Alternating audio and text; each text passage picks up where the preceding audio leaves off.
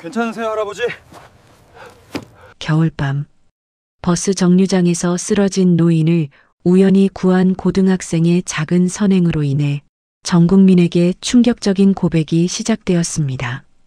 강미정은 내 딸이고 강도연은 내 외손자입니다. 대한민국 전역에 생중계되던 기자회견장, 수십 개의 카메라 앞에서 한국 재계 3위 대형그룹 명예회장 한기석이 떨리는 목소리로 고백했습니다.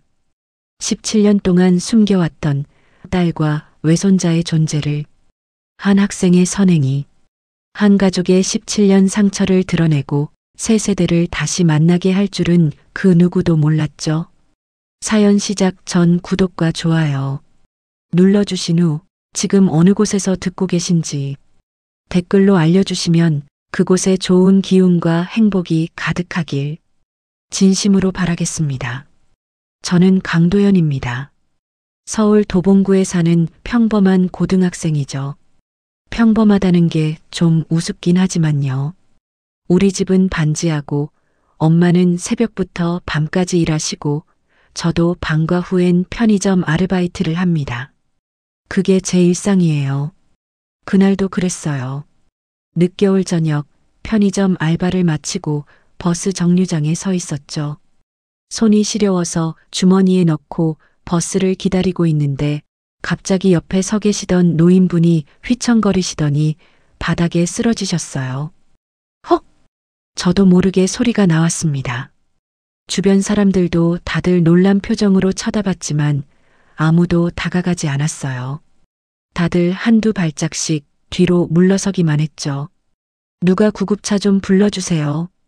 제가 소리쳤지만 사람들은 서로 눈치만 봤습니다.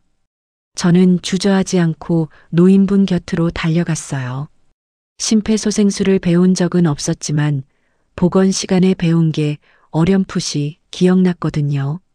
할아버지, 괜찮으세요? 저 보이세요? 노인분은 가슴을 움켜쥐며 숨을 헐떡거리고 계셨어요. 얼굴이 새하얗게 질려 있었죠. 이건 심각한 상황이었습니다. 구급차는 시간이 너무 오래 걸려요. 택시라도 잡아야 해요.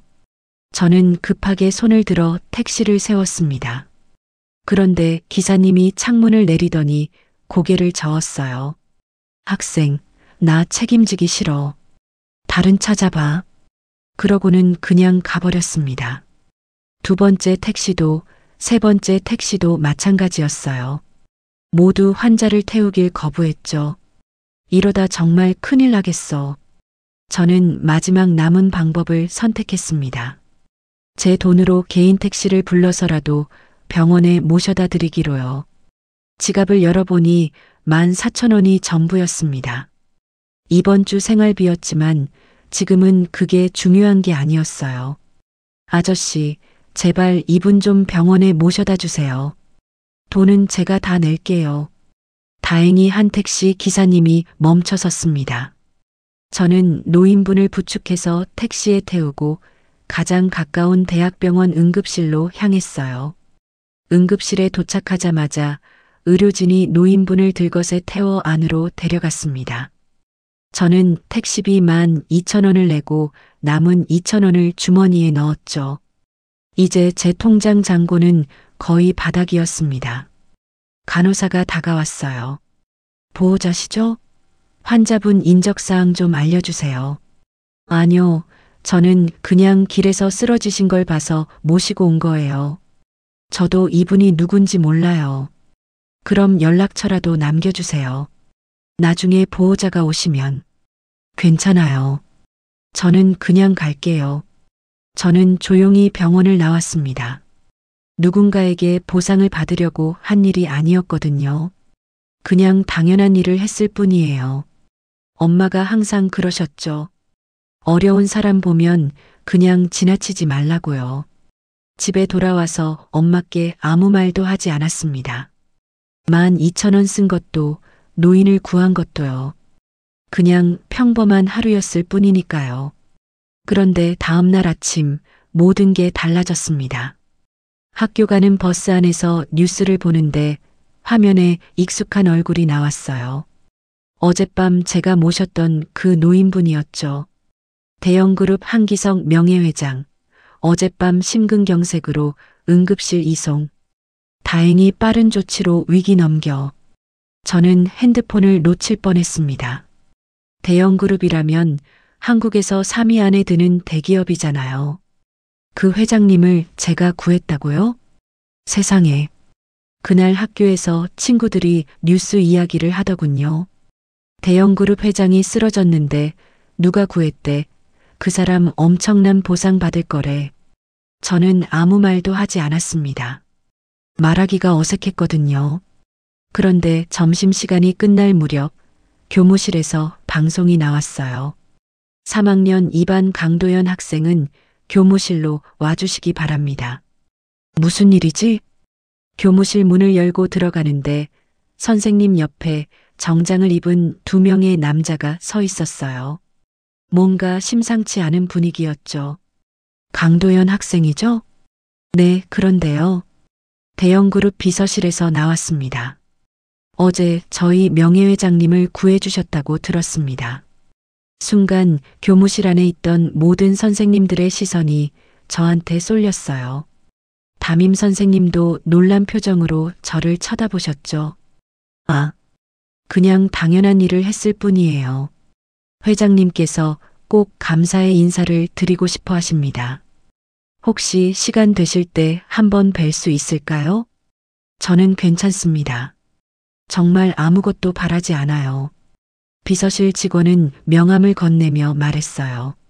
그래도 연락처는 남겨드립니다. 언제든 연락 주시면 감사하겠습니다. 저는 명함을 받긴 했지만 연락할 생각은 없었어요. 그냥 제 일상으로 돌아가고 싶었거든요. 하지만 세상은 그렇게 놔두지 않았습니다. 며칠 뒤 학교 앞에 고급 세단이 한 대 섰어요. 비서실 사람들이었죠. 이번엔 아예 학교 정문 앞에서 기다리고 있었습니다. 도연 학생, 회장님께서 이걸 꼭 전해드리라고 하셨습니다.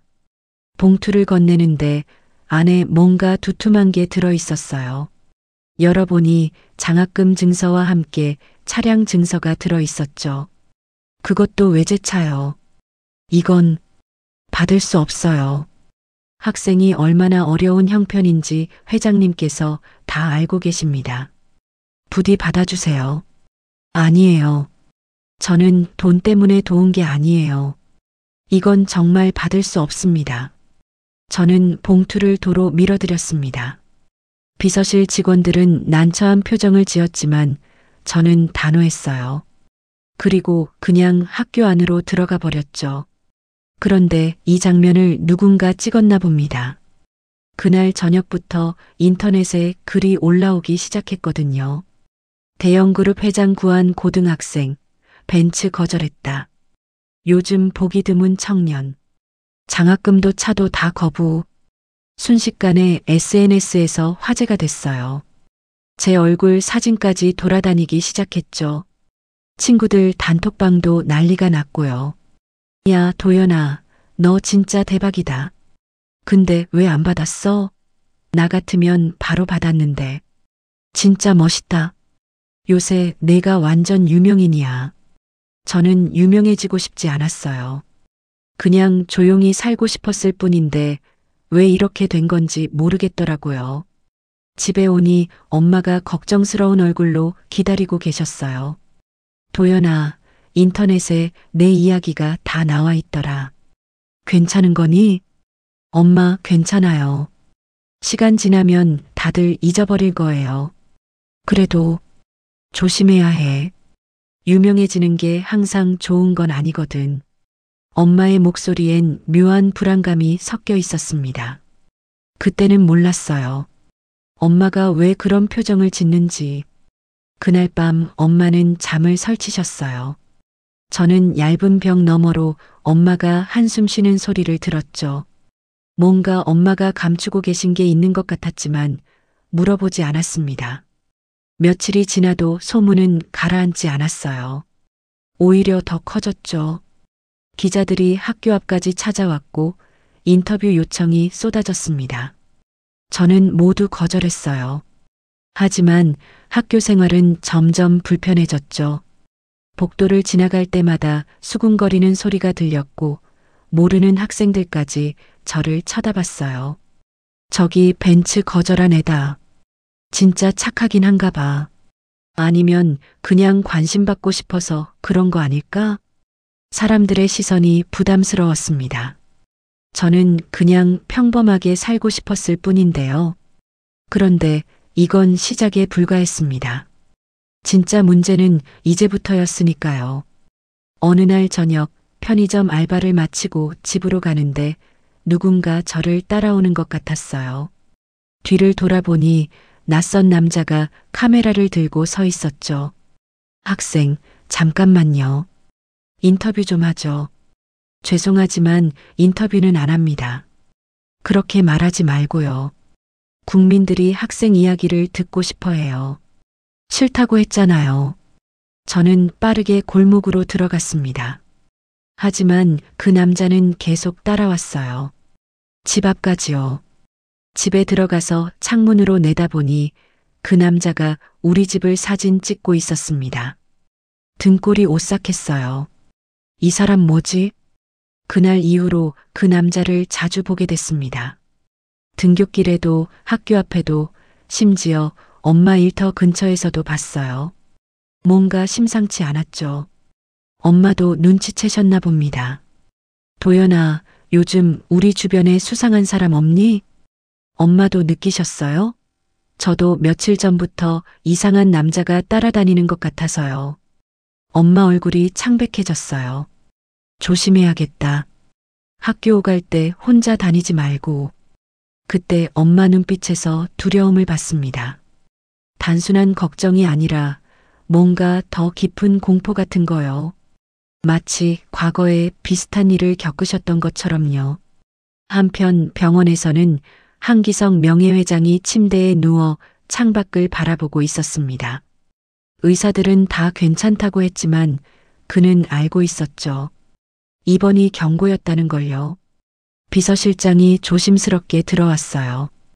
회장님, 그 학생 이야기입니다. 응, 어떻게 됐나? 학생이 모든 보상을 거절했습니다. 장학금도 차량도 전부요. 기석은 미간을 찌푸렸습니다.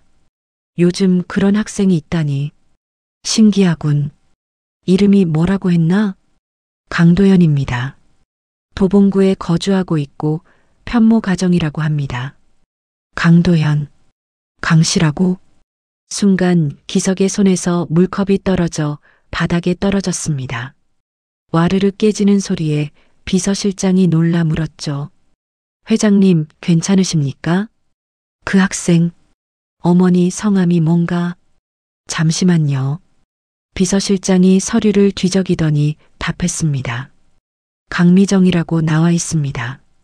기석의 얼굴에서 핏기가 싹 가셨어요. 그는 침대 손잡이를 꽉 움켜쥐며 떨리는 목소리로 물었죠. 나이는 36세입니다. 기석은 그 자리에서 울음을 터뜨렸습니다. 비서실장은 당황해서 어쩔 줄 몰라 했어요. 회장님, 무슨 일이십니까? 미정이다. 내 딸 미정이야. 그럼 그 아이는 내 외손자란 말인가? 비서실장도 그제야 상황을 이해했습니다. 17년 전 대형 그룹을 발칵 뒤집었던 그 사건. 회장님의 무남 동료 딸이 미혼모가 되어 집에서 쫓겨났던 일 말이죠. 즉시 확인하겠습니다. 아니, 기다려. 일단 내가 생각 좀 해야겠어. 기석은 떨리는 손으로 이마를 짚었습니다. 17년 동안 찾지 못했던 딸과 손자가 바로 눈앞에 있었던 거죠. 그것도 자신을 구해준 은인으로요. 미정아, 정말 내가 살아있었구나. 그리고 아이까지. 기석의 눈에서 멈추지 않고 눈물이 흘러내렸습니다. 그날 밤 기석은 잠을 이루지 못했어요. 17년 전 그날이 계속 떠올랐거든요. 당시 미정은 20살이었습니다. 대학교 1학년이었죠. 어느 날 갑자기 임신 사실을 알리고 집안은 발칵 뒤집혔어요. 아버지, 저하기 나을 거예요.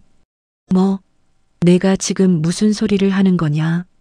이 아이 아빠는 없어요. 하지만 저는 이 아이를 키우고 싶어요. 기석은 분노했습니다. 대형그룹 외동딸이 미혼모가 된다는 건 상상도 할 수 없는 일이었으니까요. 당장 병원 가서 지워. 이건 명령이야. 싫어요. 전 이 아이 엄마예요. 내가 지금 집안을 망치려고 작정했구나. 결국 기석은 미정을 집에서 쫓아냈습니다. 1원도 주지 않았고 연락도 끊었죠. 미정은 배가 불러오는 몸으로 집을 나가야 했어요. 그리고 17년이 흘렀습니다. 기석은 그동안 후회했지만 자존심 때문에 먼저 연락하지 못했어요. 찾아보려고 해도 미정은 흔적을 남기지 않았죠. 내가 미쳤었어. 어떻게 그럴 수가 있었을까? 기석은 비서실장을 다시 불렀습니다. 강도현, 아니, 내 외손자 사진을 구해줄 수 있나? 이미 준비했습니다. 비서실장이 건넨 사진 속에는 밝게 웃고 있는 도연의 모습이 담겨 있었어요. 기석은 사진을 들여다보며 흐느꼈죠. 미정이 닮았어. 눈이 똑같아. 그는 사진을 가슴에 꼭 안았습니다. 한편 도연은 학교에서 점점 더 힘든 시간을 보내고 있었어요. 처음엔 칭찬이었는데 시간이 지나자 시기와 질투로 바뀌었거든요. 야, 강도연, 너 진짜 재벌이랑 아는 사이야? 나중에 대형그룹 들어갈 거 아니야? 잘났다 잘났어. 저는 아무 대꾸도 하지 않았습니다. 해명해봤자 소용없다는 걸 알았거든요. 그런데 더 큰 문제는 그 낯선 남자였어요. 이름은 박진우라고 나중에 알았죠. 그는 탐사 기자였습니다. 진우는 매일같이 우리 집 주변을 맴돌았어요. 엄마 일터까지 따라다니며 사진을 찍었죠. 강미정 씨 맞으시죠? 대형그룹 회장님과 어떤 관계신가요? 엄마는 얼굴이 하얗게 질렸습니다. 누구세요? 왜 이러시는 거예요? 저는 기자입니다. 국민이 알 권리가 있죠. 회장님과 어떤 관계신지 말씀해 주시면 됩니다. 모르는 분이에요. 제발 그만 좀 하세요. 엄마는 황급히 가게 안으로 들어가셨어요. 저는 그 모습을 멀리서 지켜보고 있었죠. 저 사람은 대체 뭘 노리는 거지? 집에 돌아온 엄마는 식탁에 앉아 한참 동안 아무 말도 하지 않으셨어요. 손이 떨리고 계셨죠. 엄마, 무슨 일 있어요? 도연아. 엄마는 저를 바라보며 조심스럽게 입을 열었습니다. 엄마가 너한테 말 안 한 게 있어. 무슨 말씀이세요? 사실은. 그런데 그때 문 두드리는 소리가 났어요. 엄마와 저는 깜짝 놀라 문 쪽을 바라봤죠. 누구세요? 문 밖에서 낮은 목소리가 들렸습니다. 비서실에서 나왔습니다. 회장님께서 꼭 뵙고 싶어 하십니다. 엄마 얼굴이 사색이 됐어요. 돌아가세요. 만날 일 없어요. 부인, 회장님께서 무릎이라도 꿇으시겠답니다. 싫어요.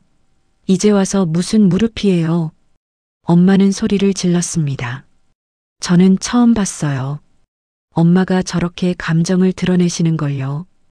비서실 사람들은 결국 돌아갔지만 엄마는 한참을 울었어요. 저는 곁에서 지켜볼 수밖에 없었죠. 엄마, 도대체 무슨 일이에요? 한기석 회장님이랑 무슨 관계가 있는 거예요?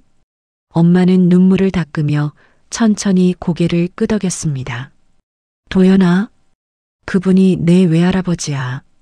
그 순간 제 머릿속이 하얘졌어요. 뭐라고요? 한기석 회장? 엄마 아버지야.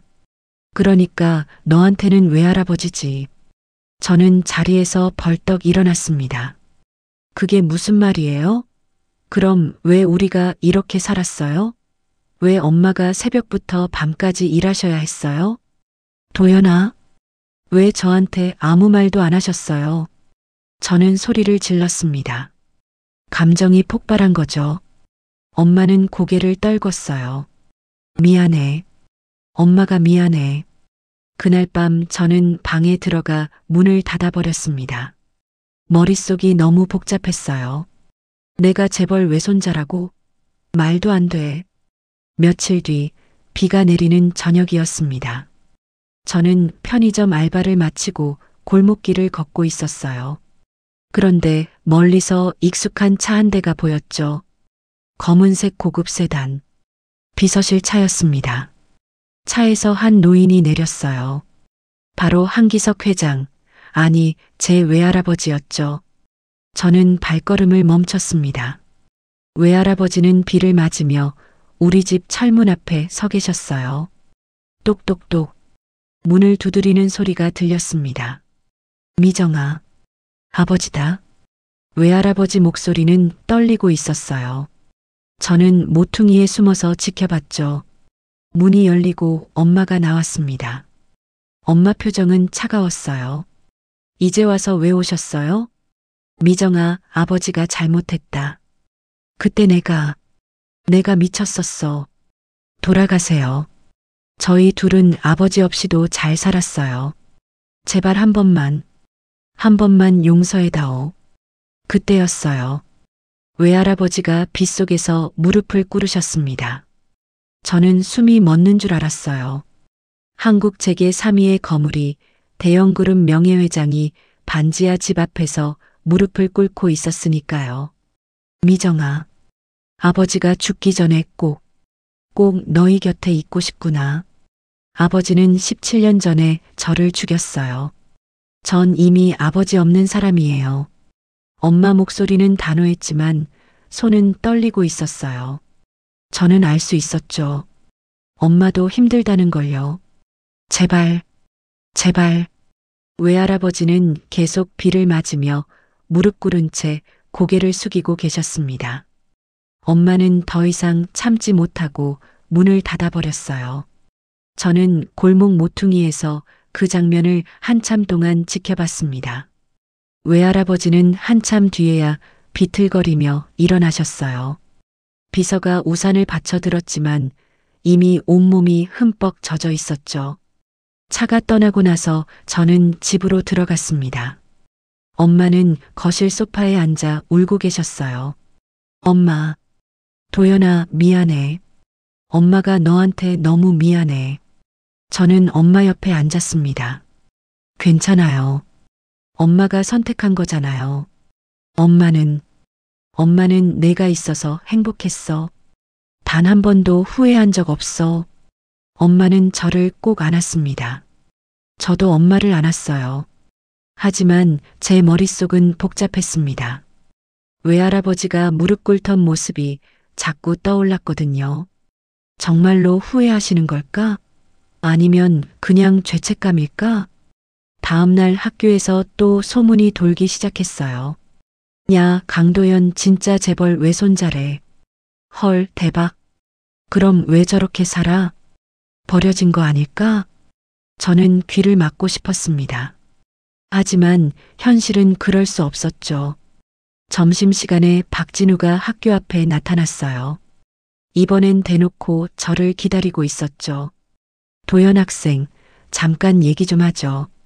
싫어요. 비켜주세요. 학생 엄마와 한기석 회장의 관계에 대해 알고 싶은데요. 그건 남의 사생활이잖아요. 국민이 알 권리가 있어요.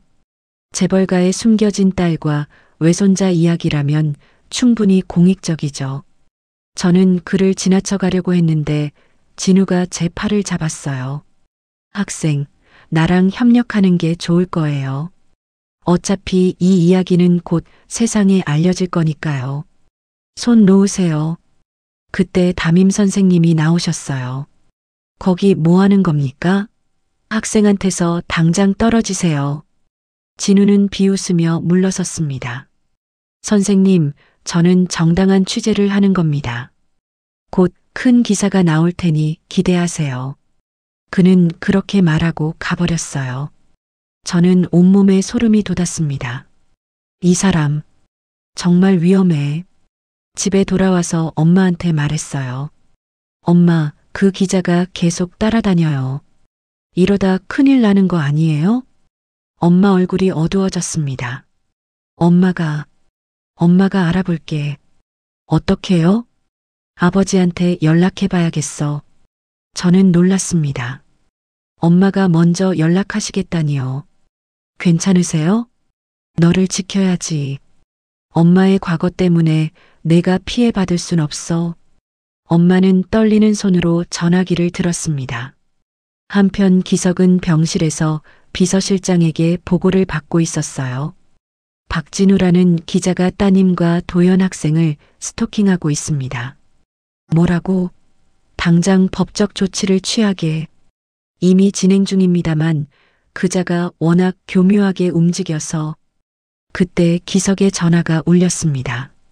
화면에 뜬 이름을 보고 그는 손을 떨었어요. 미정.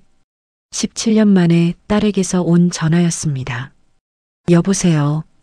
아버지. 저예요. 기석은 목이 메었습니다. 미정아. 도연이가 위험해요. 기자가 계속 따라다니는데 제발 좀 도와주세요. 걱정하지 마라. 내가 다 해결할게. 고맙습니다. 전화가 끊어지고 기석은 한참을 그 자리에 서 있었어요. 딸의 목소리를 들으니 눈물이 났죠. 비서실장, 박진우 그 자식 당장 경고해. 내 가족한테 손 떼는 순간 끝장을 보겠다고. 알겠습니다. 하지만 진우는 물러서지 않았습니다. 오히려 더 공격적으로 나왔죠. 그는 엄마 일터로 찾아가서 동료들한테까지 물어보기 시작했어요. 강미정 씨가 어떤 분인가요? 과거에 대해 아는 거 있으세요? 엄마는 일터에서도 눈총을 받기 시작했습니다. 동료들이 수군거렸거든요. 미정 씨가 재벌 딸이었대. 그럼 왜 여기서 일해? 뭔가 사연이 있나 봐. 엄마는 점점 지쳐갔어요. 저도 마찬가지였고요. 그러던 어느 날 진우가 결정타를 날렸습니다. 강미정 씨, 마지막으로 묻겠습니다. 왜 대형 그룹에서 쫓겨났습니까? 답하지 않으시면 제가 아는 대로 기사를 쓰겠습니다. 미혼모가 되어 버려진 재벌 딸의 비극, 이런 제목으로요. 엄마는 그 자리에서 주저앉았어요. 저는 참을 수 없었죠. 당신 지금 협박하는 거예요? 협박이 아니라 취재입니다. 국민이 알 권리가. 닥쳐요. 그게 무슨 국민이에요? 당신은 그냥 돈 벌려고 남의 고통을 파는 거잖아요. 진우는 비웃었습니다. 학생, 세상이 원래 그런 거예요. 약한 놈은 먹히는 거죠. 저는 주먹을 불끈 쥐었습니다. 때리고 싶었어요. 하지만 참았죠. 그랬다가는 제가 가해자가 되니까요. 대신 저는 결심했습니다. 더 이상 도망치지 않겠어. 내가 직접 나서야겠어. 저는 대형그룹 비서실에 전화를 걸었습니다. 저 강도연인데요. 외할아버지 좀 뵙고 싶습니다. 이틀 뒤 저는 처음으로 대형그룹 본사 건물에 발을 들였습니다. 엄청나게 높은 빌딩이었죠. 로비만 해도 우리 집보다 넓었어요. 도연 학생이시죠? 이쪽으로 오세요. 비서실 직원이 저를 안내했습니다. 엘리베이터를 타고 최상층으로 올라갔죠. 문이 열리자 넓은 복도가 나왔어요. 끝에 큰 문이 하나 있었는데 그게 회장실이었습니다. 똑똑. 들어오게. 문을 열고 들어가니 외할아버지가 창가에 서 계셨어요. 뒤돌아보시는데 얼굴이 많이 수척해 보였죠. 도연아, 왔구나. 안녕하세요. 저는 어색하게 인사했습니다. 외할아버지는 소파를 가리키며 말씀하셨어요.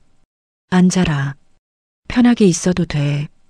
저는 소파 끝에 조심스럽게 앉았습니다. 외할아버지도 마주보고 앉으셨죠. 내가 먼저 연락해줘서 고맙구나. 엄마 때문에 왔어요. 박진우라는 기자가 계속 괴롭혀요. 외할아버지 표정이 굳어졌습니다. 걱정하지 마라. 법적으로 조치하고 있어. 그것만으로는 안 돼요. 저 사람은 멈추지 않을 것 같아요. 그럼 어떻게 하면 좋겠니? 저는 잠시 망설이다가 말했습니다. 제가 기자회견을 하는 게 어때요? 뭐, 어차피 숨길 수 없잖아요. 그럼 제가 먼저 밝히는 게 나을 것 같아요. 그래야 저 기자가 더 이상 우리를 괴롭히지 못할 거예요. 외할아버지는 한참 동안 저를 바라보셨습니다. 넌 정말 용감한 아이구나. 용감한 게 아니에요. 그냥 엄마를 지키고 싶을 뿐이에요. 외할아버지 눈에 눈물이 맺혔습니다. 미정이가 널 정말 잘 키웠어. 엄마는 최고예요. 전 엄마가 자랑스러워요. 외할아버지는 고개를 끄덕이셨어요. 알았다. 내가 기자회견을 준비하마. 하지만 내가 나설 필요는 없어. 내가 다 떠안을게. 외할아버지, 이건 원래 내가 해결했어야 할 일이야. 17년 동안 미뤄뒀을 뿐이지. 저는 외할아버지 눈을 봤습니다.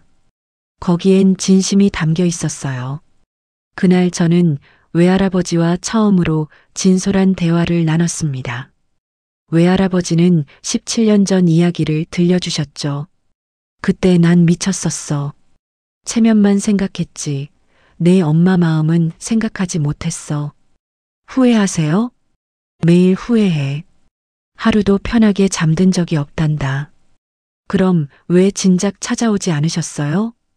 두려웠어. 미정이가 날 용서하지 않을까봐. 아니, 용서받을 자격이 없다고 생각했어. 저는 아무 말도 할 수 없었습니다. 도연아, 내가 날 구해준 건 하늘이 준 마지막 기회인 것 같아. 이제라도 내 죗값을 치르고 싶구나. 외할아버지는 제 손을 잡으셨어요. 손이 많이 주름지고 거칠었지만 따뜻했습니다. 집으로 돌아오는 길, 저는 많은 생각을 했어요. 외할아버지를 미워해야 할까? 아니면 용서해야 할까? 정답은 없었죠. 집에 들어가니 엄마가 기다리고 계셨어요. 어땠니? 외할아버지가 기자회견을 하신대요. 모든 걸 밝히시겠대요. 엄마 얼굴이 창백해졌습니다. 그럼 모두가 알게 되는 거네. 엄마 괜찮으세요? 엄마는 한숨을 쉬었어요. 괜찮아야지. 어차피 숨길 수 없는 일이니까. 하지만 엄마 목소리는 떨리고 있었습니다. 그 무렵 박진우는 자신만의 특종을 준비하고 있었어요. 그는 이미 미정과 기석의 과거를 파헤쳐 놓은 상태였죠. 크크, 이거 대박 터지겠는데? 재벌가 스캔들 중에 최고가 되겠어. 그는 기사 초안을 작성하며 혼자 웃었습니다. 하지만 그는 몰랐죠. 기석이 이미 움직이기 시작했다는 걸요. 대형그룹 법무팀은 진우의 모든 행적을 추적하고 있었습니다. 불법 촬영, 스토킹, 협박. 증거는 충분했어요.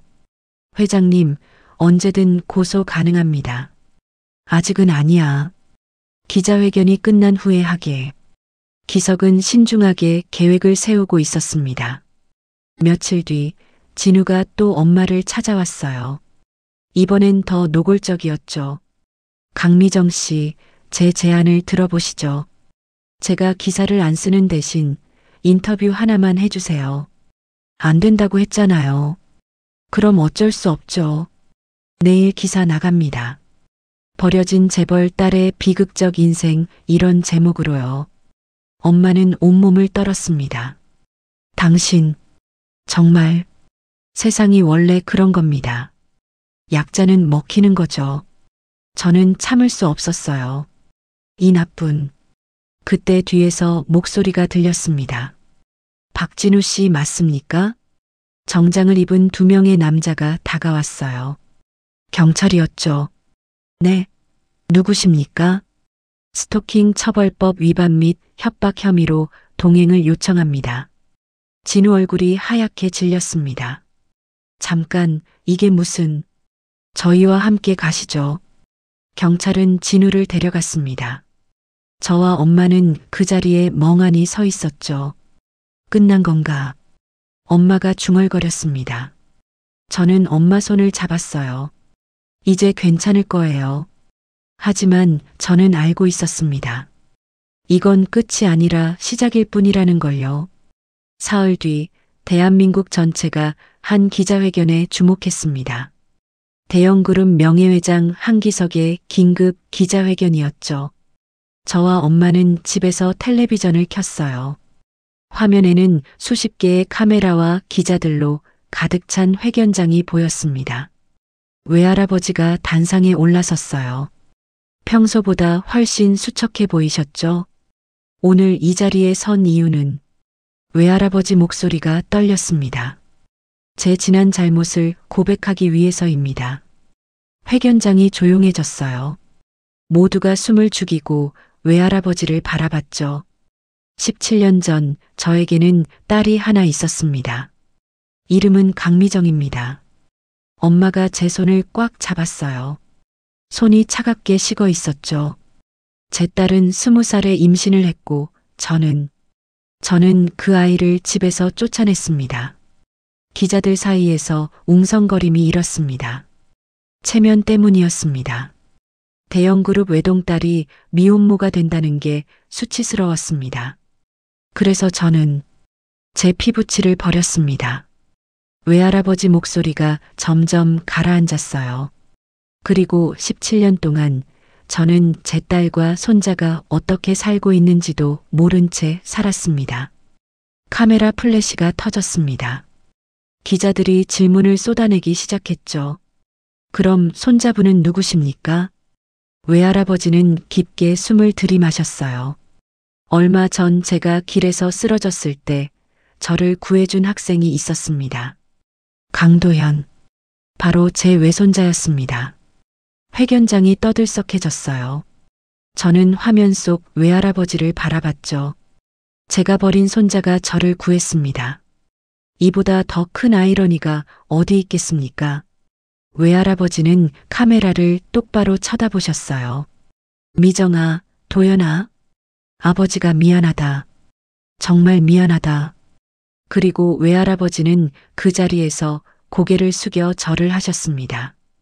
대한민국 재계 3위의 거물이 전 국민 앞에서 사죄하는 순간이었죠. 저는 눈물이 났어요. 엄마도 울고 계셨고요. 이제라도 속죄하고 싶습니다. 남은 생이 얼마 없더라도 제 딸과 손자 곁에 있고 싶습니다. 회견이 끝나고 뉴스는 온통 이 이야기로 도배됐어요. 충격. 대형그룹 회장 숨겨진 딸 공개. 17년 만에 고백. 재벌가 비극. 회장 구한 학생. 알고 보니 외손자. 포털 사이트 실시간 검색어는 모두 관련 단어들이었죠. 댓글도 폭발적으로 달렸어요. 와, 진짜 드라마보다 더 드라마다. 근데 딸이 불쌍하네. 버려놓고 이제 와서. 그래도 잘못 인정한 건 대단한 듯. 강도연 학생 진짜 대인배네. 저는 핸드폰을 끄고 싶었어요. 너무 많은 관심이 부담스러웠거든요. 그날 밤 외할아버지한테서 전화가 왔습니다. 도연아, 외할아버지, 미안하구나. 너까지 힘들게 만들어서. 괜찮아요. 용기 내주셔서 고마워요. 내 엄마는 괜찮으시니? 저는 엄마를 쳐다봤어요. 엄마는 소파에 앉아 멍하니 창밖을 바라보고 계셨죠. 잘 모르겠어요. 아직 혼란스러워 하시는 것 같아요. 그렇겠지. 당연하지. 외할아버지 목소리가 힘없이 가라앉았습니다. 도연아, 나중에라도 괜찮으니까 할아버지 한번 만나줄 수 있겠니? 저는 잠시 망설였어요. 그리고 대답했죠. 생각해 볼게요. 전화를 끊고 엄마 옆에 앉았습니다. 엄마, 괜찮으세요? 엄마는 고개를 끄덕였어요. 응, 괜찮아. 그냥 좀 멍한 것뿐이야. 외할아버지가 전화하셨어요. 엄마 걱정하신대요. 엄마는 쓸쓸하게 웃었습니다. 17년 동안 걱정 안 하시다가 이제 와서 엄마, 미안해. 엄마가 이상한 소리 했네. 엄마는 제 머리를 쓰다듬었어요. 도연아, 넌 어떻게 하고 싶니? 할아버지 만나고 싶어? 저는 솔직하게 대답했습니다. 잘 모르겠어요. 아직 낯설어요. 근데 무릎 꿇으시던 모습이 자꾸 생각나요. 그래. 엄마도 그날을 떠올리는 것 같았어요. 다음 날부터 저희 일상은 완전히 달라졌습니다.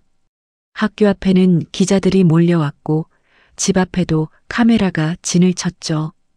도연 학생, 할아버지 만나실 건가요? 어머니는 회장님을 용서하셨나요?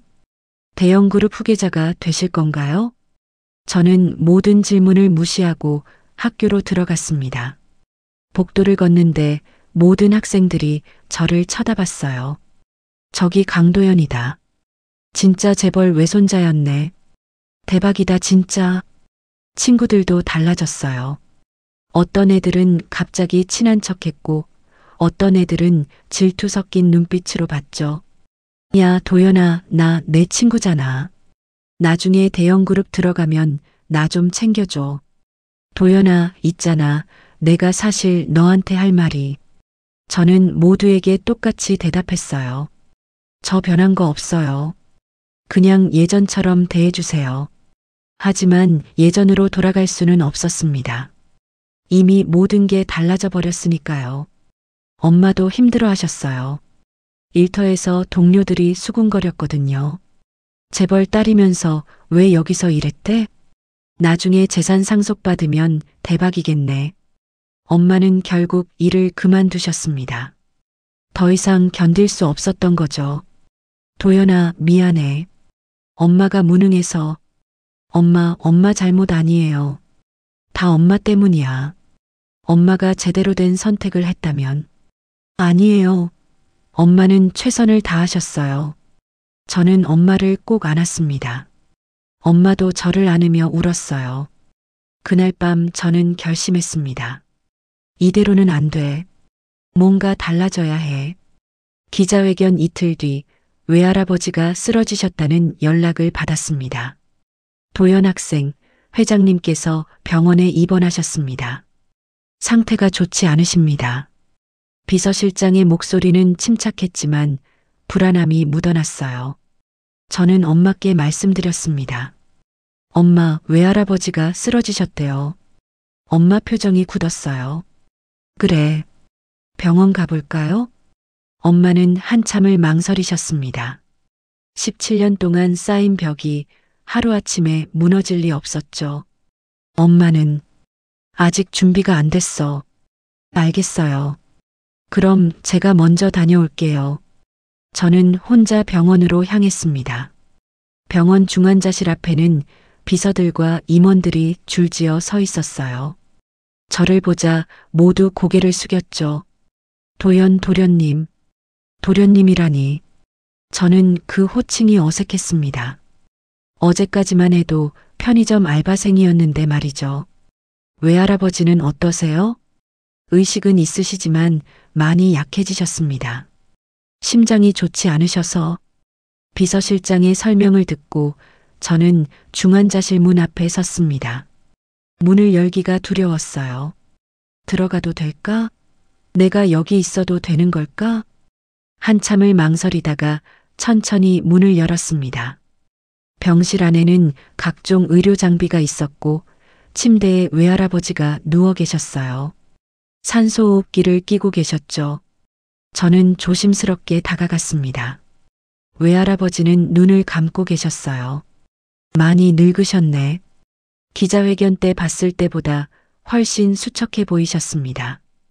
뺨은 움푹 들어갔고 손등엔 핏줄이 도드라져 있었어요. 저는 의자를 끌어다가 침대 옆에 앉았습니다. 그리고 한참을 외할아버지를 바라봤죠. 이분이 내 외할아버지구나. 복잡한 감정이 밀려왔어요. 미움도 원망도 그리고 동정도 섞여 있었죠. 그때 외할아버지가 눈을 뜨셨습니다. 도연이, 외할아버지, 깨어나셨어요? 외할아버지는 제 얼굴을 보더니 눈물을 흘리셨어요. 왔구나. 정말 왔구나. 여기 있어도 되죠? 그럼 당연하지. 외할아버지는 떨리는 손을 들어 제 손을 잡으려 하셨어요. 저는 손을 내밀었죠. 외할아버지 손은 차갑고 거칠었습니다. 하지만 아기는 없었어요. 그냥 한 늙은이의 손이었죠. 도연아, 내 엄마는 괜찮으시니? 아직 혼란스러워 하세요. 그렇겠지. 내가 너무 큰 죄를 지었으니. 외할아버지는 숨을 헐떡이며 말씀하셨어요. 괜찮으세요? 말씀 안 하셔도 돼요. 아니다. 할 말이 많아. 외할아버지는 천장을 바라보며 천천히 말씀하셨습니다.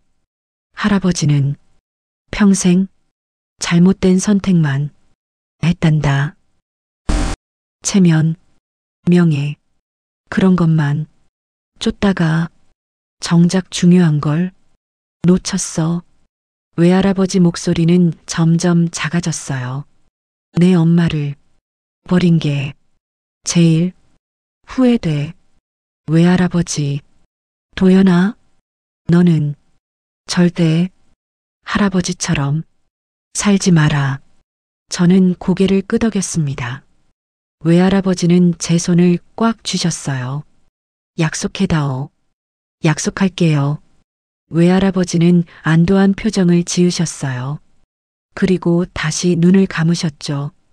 저는 한참을 그 자리에 앉아 있었습니다.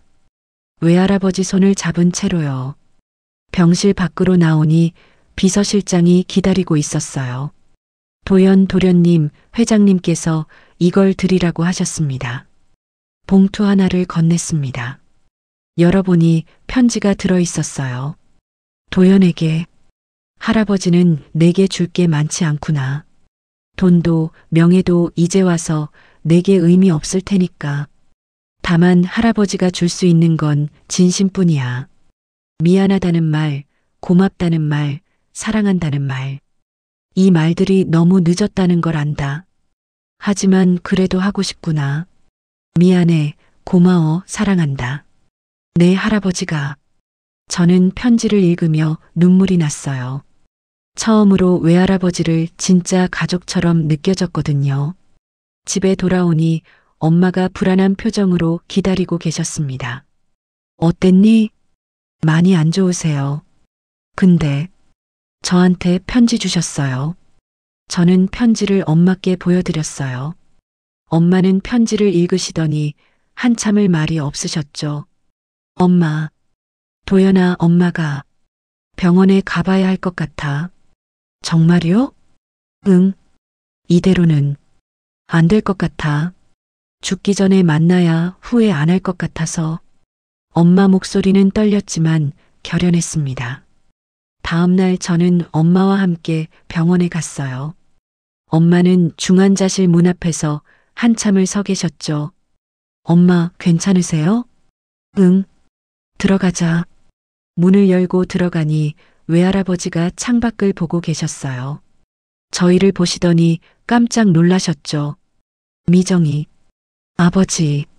17년 만에 오간 부녀의 대화였습니다. 외할아버지는 일어나려 하셨지만 몸이 말을 듣지 않으셨어요.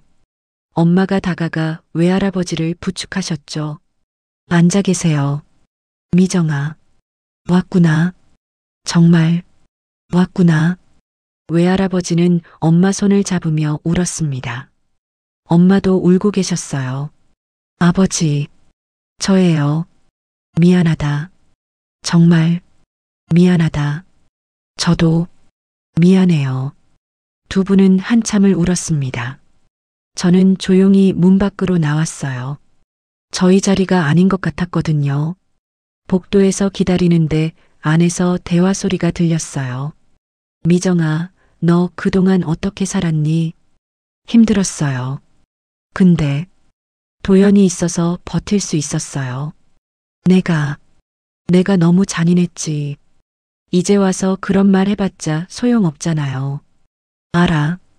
알지만 그래도 엄마 목소리가 조금씩 부드러워지고 있었어요. 17년의 벽이 조금씩 허물어지는 소리였죠. 1시간쯤 지나 엄마가 나오셨습니다. 눈이 퉁퉁 부어 있었지만 표정은 한결 편안해 보였어요. 엄마, 괜찮으세요? 응, 괜찮아. 오히려 후련해. 뭐라고 하셨어요? 천천히 다시 시작하자고 했어. 아버지랑. 저는 엄마를 꼭 안았습니다. 잘하셨어요, 엄마. 고마워, 도연아. 그날 이후 엄마는 매일 병원에 가셨어요. 외할아버지와 조금씩 대화를 나누셨죠. 저도 자주 병원에 갔습니다. 외할아버지와 많은 이야기를 나눴어요. 외할아버지는 대형그룹 이야기도 해주셨고 엄마 어릴 적 이야기도 해주셨죠. 내 엄마는 참 똑똑했어. 공부도 잘하고 착하기도 했지. 그래요? 응. 할아버지 자랑이었단다. 그런데 내가 그 아이를 지키지 못했어. 이제라도 괜찮아요. 함께 있잖아요. 외할아버지는 제 머리를 쓰다듬으셨어요. 너 같은 손자가 있다는 게 정말 큰 복이구나. 저는 웃었습니다. 외할아버지도 웃으셨어요. 시간이 지나며 외할아버지 건강도 조금씩 나아졌습니다. 의사 선생님도 놀라셨죠. 가족분들이 자주 오시니까 의지가 생기신 것 같아요. 엄마도 웃으셨어요. 아버지가 참 좋아하세요. 잘하셨습니다. 환자에게는 가족이 최고의 약이거든요. 그렇게 저희는 조금씩 가족이 되어가고 있었습니다. 한 달이 지나고 외할아버지는 중환자실에서 일반 병실로 옮기셨어요. 건강이 많이 좋아지신 거죠. 저는 학교가 끝나면 바로 병원으로 갔습니다. 외할아버지와 함께 있는 시간이 좋았거든요. 어느 날 외할아버지가 물으셨어요. 도연아, 장래 희망이 뭐니? 글쎄요. 아직 잘 모르겠어요. 하고 싶은 거 없니? 저는 잠시 생각했습니다. 사람들을 도와주는 일을 하고 싶어요. 외할아버지 구했을 때 느꼈거든요. 누군가를 돕는다는 게 얼마나 뿌듯한 일인지. 외할아버지는 흐뭇한 표정을 지으셨어요. 그래, 좋은 마음이구나. 근데 대형 그룹은 안 물려받으셔도 돼요. 저는 제 길을 가고 싶어요. 외할아버지는 웃으셨습니다. 누가 물려주겠다고 했니? 넌 내 인생을 살면 돼. 감사해요, 외할아버지. 외할아버지는 제 손을 잡으셨어요. 도연아, 할아버지가 부탁 하나만 해도 되겠니? 말씀하세요. 앞으로 할아버지 곁에 있어줄 수 있겠니? 가끔이라도 좋아. 저는 고개를 끄덕였습니다. 당연하죠. 이제 외할아버지도 우리 가족이잖아요. 외할아버지 눈에 눈물이 맺혔어요. 고맙구나. 정말 고마워. 그날 저는 처음으로 외할아버지를 진심으로 받아들였습니다. 더 이상 미움도 원망도 없었어요. 그냥 가족이었죠. 한편 박진우는 결국 법의 심판을 받게 됐습니다. 스토킹과 협박 혐의로 기소됐고 언론인 자격도 박탈당했죠. 법정에서 그는 끝까지 변명했어요. 저는 국민의 알 권리를 위해. 하지만 판사는 단호했습니다. 피고인은 취재라는 명목으로 타인의 사생활을 침해하고 협박했습니다. 이는 명백한 범죄 행위입니다. 진우는 징역 6개월에 집행유예 2년을 선고받았어요. 그리고 언론계에서 완전히 퇴출됐죠. 저는 그 소식을 들으며 복잡한 심경이었습니다. 그 사람 때문에 힘들었지만 그래도 불쌍하다는 생각도 들었거든요. 도연아, 내가 너무 착한 거야. 엄마가 말씀하셨어요. 그래도 사람인데요. 불쌍하잖아요. 넌 정말 할아버지 닮았어. 마음이 따뜻해. 엄마는 웃으셨습니다. 학교에서도 변화가 있었어요. 처음엔 저를 특별하게 대하던 친구들이 점점 예전처럼 대하기 시작했죠. 야, 도연아, 오늘 편의점 알바 가냐? 응, 가야지. 재벌 외손자가 알바를 하네. 대박이다. 나도 그냥 평범하게 살고 싶거든. 친구들은 웃었습니다. 저도 웃었어요. 일상이 돌아오고 있었죠. 어느 날 외할아버지가 퇴원하셨어요. 건강이 많이 좋아지셨거든요. 이제 집으로 가실 수 있어요. 의사 선생님이 말씀하셨습니다. 감사합니다, 선생님. 외할아버지는 기뻐하셨어요. 하지만 곧 고민스러운 표정을 지으셨죠.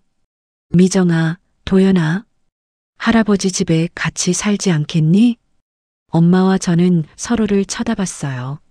아버지, 넓은 집에 할아버지 혼자 사는 게 너무 외로워. 같이 살면 안 될까? 엄마는 망설이셨습니다. 저도 마찬가지였어요. 천천히 생각해봐요. 급하게 결정할 일은 아니니까. 엄마가 말씀하셨죠. 그래. 천천히 생각해보렴. 외할아버지는 아쉬워하셨지만 억지로 강요하지 않으셨어요. 집으로 돌아오는 길에 엄마가 물으셨습니다. 도연아, 너는 어떻게 생각해? 잘 모르겠어요. 엄마가 편한 대로 하세요. 엄마도 고민이야. 함께 살면 좋겠지만 또 불편할 것 같기도 하고. 시간을 두고 생각해봐요. 엄마는 고개를 끄덕이셨어요. 며칠 뒤 외할아버지가 저희 집에 오셨어요. 비서들 없이 혼자 오셨죠. 반지하까지 오시느라 힘드셨죠? 엄마가 걱정스럽게 물으셨어요. 괜찮아. 이 정도는 할 수 있지. 외할아버지는 집안을 둘러보셨어요. 좁고 낡은 반지하였지만 따뜻함이 있었죠. 여기서 그동안 살았구나. 네, 여기가 저희 집이에요. 엄마가 대답하셨습니다. 미안하다. 내가 제대로 된 아버지였다면. 이제 그런 말 하지 마세요. 과거는 과거예요. 엄마는 외할아버지께 차를 따라드렸어요. 외할아버지는 차를 마시며 말씀하셨죠. 미정아, 도연아, 할아버지가 결정한 게 있어. 무엇인데요? 대형그룹의 미혼모 지원 재단을 만들려고 해. 이름은 미정재단으로 하고 싶은데 괜찮겠니? 엄마는 깜짝 놀라셨어요. 아버지, 내 엄마처럼 혼자 아이를 키우는 사람들을 돕고 싶어? 내가 할 수 있는 속죄야. 엄마 눈에 눈물이 맺혔습니다. 감사해요, 아버지. 아니야. 오히려 내가 고마워. 이런 기회를 줘서. 그날 저희는 오랜만에 함께 저녁을 먹었어요. 3대가 함께 식탁에 앉은 거죠. 도연아, 맛있니? 네, 맛있어요. 많이 먹어라. 할아버지가 다음엔 더 맛있는 거 사줄게.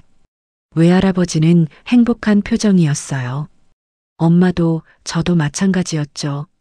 그날 밤 외할아버지가 돌아가시고 나서 엄마가 말씀하셨어요. 도연아, 엄마 생각해 봤는데 아버지 집에서 같이 살까? 정말요? 응. 아버지도 외로우실 것 같고 우리도. 이제는 가족이니까. 저는 엄마를 안았습니다. 좋아요, 엄마. 고마워, 도연아. 내가 있어서 엄마가 용기를 낼 수 있어. 계절이 봄으로 바뀌어 가고 있었습니다. 벚꽃이 피기 시작했고 따뜻한 바람이 불었어요. 저희는 외할아버지 집으로 이사를 했습니다.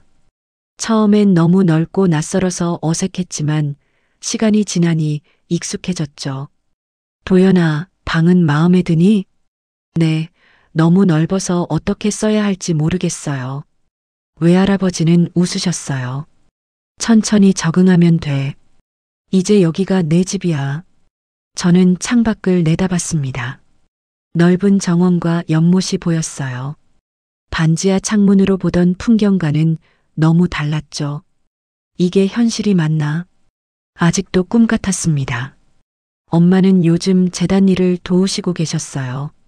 미정재단은 공식적으로 출범했고 많은 미혼모들에게 도움을 주고 있었죠. 오늘 상담한 분이 계셨는데 정말 힘들게 사시더라. 엄마가 저녁 식사 때 말씀하셨어요. 그분한테 도움을 드릴 수 있었어? 응, 주거 지원이랑 육아 지원을 연결해 드렸어. 엄마 얼굴은 밝았습니다. 누군가를 돕는다는 게 보람찼던 거죠. 미정아, 내가 이 일을 해줘서 정말 고마워. 외할아버지가 말씀하셨어요. 아니에요, 아버지. 제가 오히려 감사하죠. 제 경험이 누군가에게 도움이 된다니 기뻐요. 저는 두 분을 보며 흐뭇했어요. 이제 진짜 가족 같았거든요. 학교 생활도 안정됐습니다. 처음엔 특별 대우 때문에 불편했지만 이제는 모두가 자연스럽게 대해줬어요. 야, 도연아, 오늘 같이 밥 먹자. 그래, 좋아. 친구들과 웃으며 복도를 걷는데 행복했어요. 이런 평범한 일상이 얼마나 소중한지 알게 됐죠. 어느 주말 외할아버지가 제안하셨어요. 우리 가족 사진 찍을까? 가족 사진이요? 응. 제대로 된 가족 사진이 없잖아. 엄마도 좋다고 하셨어요. 그래요, 찍어요. 우리 셋이서. 저희는 사진관에 갔습니다. 전문 사진사가 저희를 맞이했죠. 어디 앉으시겠어요? 할아버지가 가운데, 제가 오른쪽, 엄마가 왼쪽에 앉을게요. 저는 자리를 정했습니다. 외할아버지를 중심으로 저희가 양옆에 앉았죠. 자, 웃어보세요. 하나, 둘, 셋. 찰칵. 플래시가 터지고 사진이 찍혔어요. 한 장 더 찍을까요? 네, 한 장 더요. 이번엔 자연스럽게 웃었습니다. 외할아버지도 엄마도 저도요. 찰칵. 두 번째 사진이 찍혔습니다. 나중에 사진을 받아보니 저희가 정말 행복해 보였어요. 17년의 시간이 무색하게 완벽한 가족이었죠. 이 사진 거실에 걸어야겠어. 외할아버지가 말씀하셨어요. 좋은 생각이에요. 사진은 거실 가장 잘 보이는 곳에 걸렸습니다. 저희 가족의 시작을 알리는 사진이었죠. 며칠 뒤 외할아버지가 대형그룹 명예회 장직에서 공식적으로 물러나셨어요. 기자회견도 열렸죠. 저는 이제 가족과 함께하는 시간을 갖고 싶습니다. 남은 인생은 제가 소중히 여기는 사람들과 함께하겠습니다. 기자들이 질문했어요. 후계자는 누구입니까? 제 조카가 물려받을 겁니다. 제 외손자는 자신의 길을 갈 거예요.